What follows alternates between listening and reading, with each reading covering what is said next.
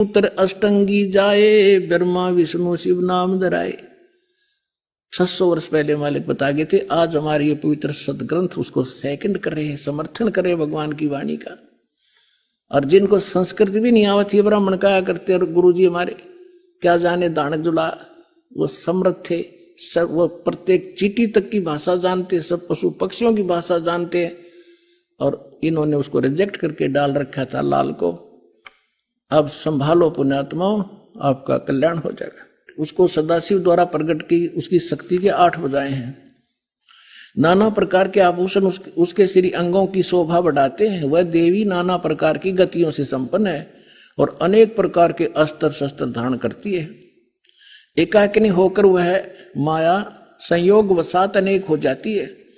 वे जो सदाशिव हैं उन्हें परम पुरुष ईश्वर, शिव, शंभु और महेश्वर कहते हैं। यहां देखिएगा, अब 101 पृष्ठ पर आ गए हम। रुद्र संहिता। वे अपने सारे अंगों में भस्म रमाए रहते हैं उन काल रूपी ब्रह्म ने। इसको काल कहो, ब्रह्म कहो, सदाशिव कहो, उन काल रूपी ब्रह्म ने एक ही समय शक्ति के नाथ नहीं, शक्ति के साथ शिवलोक नामक क्षेत्र का निर्माण किया था। उस उत्तम क्षेत्र को काशी कहते हैं। वह परम निर्वाण व मोक्ष स्थान है जो सबके ऊपर विराजमान है। वे प्रिय और प्रियतम, वो पति पत्नी रूप में शक्ति और शिव, दुर्गा और काल जो परमानंद स्वरूप है, उस मनोरम क्षेत्र में नित्य निवास करते हैं। शिव और शिवा ने, काल और दुर्गा ने प्रलय काल में भी उस क्षेत्र को अपने सानिध्य से मुक्त नहीं किया।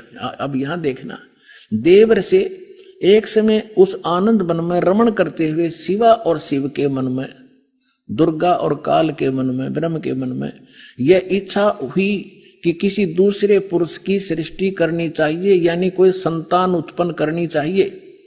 ऐसा विचार करके देखिएगा, यह सृष्टि जिस पर यह सृष्टि संचालन का महान भार रखकर हम दोनों केवल काशी में रहकर इच्छा अनुसार विचरें और निर्वाण धारण करें। इन्होंने ये सोचा कि वे एक पुत्र उत्पन्न करें और उसके हवाले सारा इंचार्ज कर, जो चार्ज दे दे, हम फिर आराम तरह करेंगे, देख विचरे।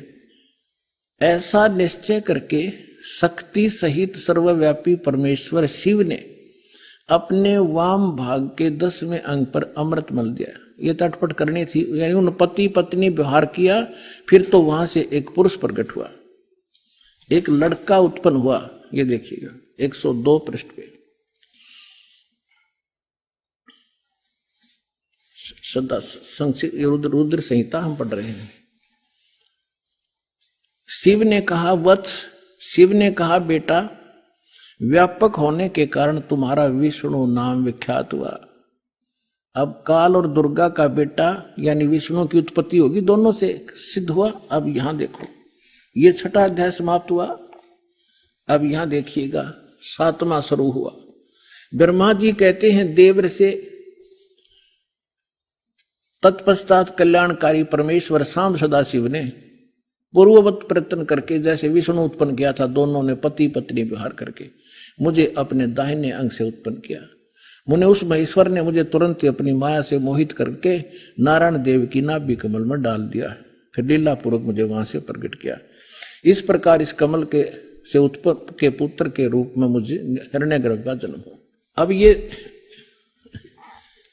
शिव पुराण का अनुवाद करता विचलित हो गया कि यहां तक, क्योंकि शिव का पुजारी होगा यू, इसने यहां तो कर दिया कि विष्णु और ब्रह्मा की उत्पत्ति तो बता दी क्लियर कि सदाशिव काल रूपी ब्रह्म और दुर्गा, इनसे दोनों की उत्पत्ति होगी।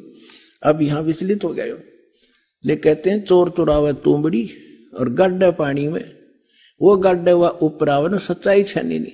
अब इन तीनों के पिता हैं ये और सिद्ध करते हैं। ये देखिएगा, इसके 24 पृष्ठ पे आपको दिखाते हैं। ये विद्वेश्वर संहिता है। एक समय क्या होता है, एक समय ब्रह्मा और विष्णु जी का इस बात पर झगड़ा हो गया, युद्ध हो गया। ब्रह्मा जी कहने लगे मैं तेरा बाप विष्णु जी को, विष्णु जी कहने लगे मैं तेरा बाप तो मेरी नाभि कमल से उत्पन्न हुआ। इन दोनों का झगड़ा हो गया, ये लंबी कहानी फिर बताएंगे। तो इनके पिता ने सोचा ये लड़का मरेंगे, उसने इनके बीच में एक लिंग खड़ा कर दिया, एक तेजो में पिलर, नीचे से बहुत लंबा चौड़ा। ये दोनों युद्ध करना बंद करके उसके और छोर खोजने लगे। तब ये पहुंच गया अपने पुत्र शिव का रूप धारण करके, और फिर इनसे कहने लगा कि तुम ज्ञान देने लगा, समझाने लगा। तो इन्होंने फिर जो प्रश्न उत्तर किए वो सुनाते हैं, देखिएगा, इससे पता चलेगा ये कौन है। ये है विद्वेश्वर संहिता, संक्षिप्त शिव पुराण, और पृष्ठ नंबर 24 पे ये है ब्रह्मा जी और ये है विष्णु जी, ये बीच में इनका एक स्तंभ है। अब हम यहां आ जाते हैं 25 पृष्ठ पे।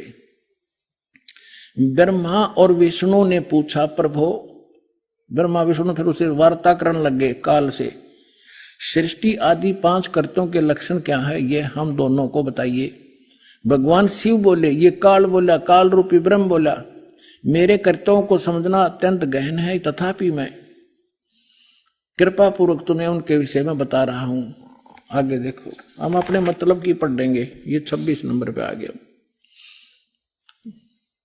अब ये क्या कह रहा है काल अपने इन ब्रह्मा और विष्णु दोनों को, पुत्रो, तुम दोनों ने तपस्या करके प्रसन्न हुए मुझ परमेश्वर से सृष्टि और सतिथि नामक 2 कृत प्राप्त किए।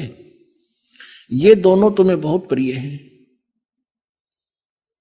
इसी प्रकार मेरी विभूति स्वरूप रुद्र और महेश्वर ने, ये ने है गलत से मेरे विस्मृत, ने 2 अन्य उत्तम कृत संहार और त्रोभाव मुझसे प्राप्त किए हैं।